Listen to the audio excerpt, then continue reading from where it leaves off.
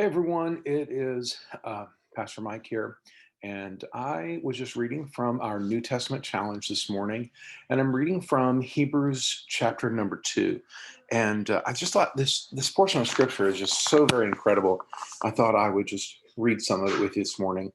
It says, "But we see Jesus, who was made a little lower than the angels, for the suffering of death, crowned with glory and honor, that he, by the grace of God, should taste death for every man."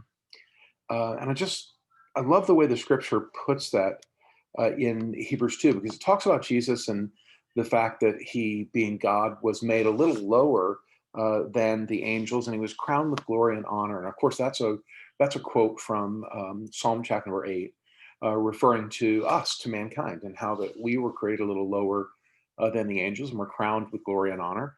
And that's how Jesus was. He became flesh and bone, just like you and I. And the scripture says the reason why he did that was so that he could experience life and ultimately experience death, just like you or I experience those things. And I love that Hebrews chapter 2 brings it out in the fact that this portion of scripture and the surrounding chapters are saying how Jesus is better, how Jesus is better than the angels, how Jesus is better than the high priest, how Jesus is better than Melchizedek, and he just goes through all this better. But then it stops in chapter 2 and says, well, Jesus is better, but he made himself of no reputation. He made himself lower than the angels when he became a man. And the reason that he did that was so that he could experience the things that we experience. Ultimately, what Jesus came to do was to experience death, so that he could experience death in my place. And that has to go back with the penalty of sin is death. And so if Jesus was going to pay for our penalty of sin, then he must experience death.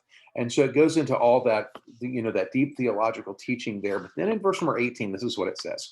It says, "For in that he himself," that is Jesus, "in that he himself hath suffered, being tempted, he is able to secure them that are tempted." And I love the way it puts that in there, because this particular portion of scripture reveals to us that Jesus experienced everything that we as mankind experience. He experienced loss, he experienced death, he experienced sickness, he experienced the highs and lows of life, he experienced the temptation that we also experience. It's actually going to say a little bit later that he experienced that temptation, but he didn't sin. And so while he experiences these temptations, these struggles that each and every one of us have experienced, he doesn't give in to the temptation of the flesh to sin, but he also knows how to, and I love this part of the verse, he knows how to succor, to comfort, to be there with us in our suffering.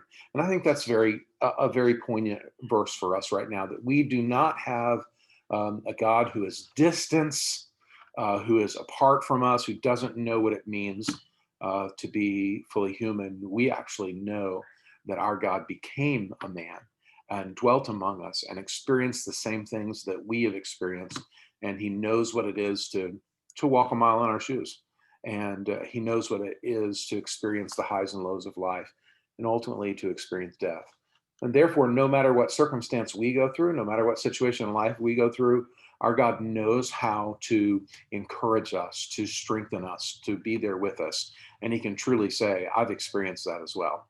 So I want you to be encouraged with these words, another New Testament takeaway from our New Testament challenge reading. Be blessed.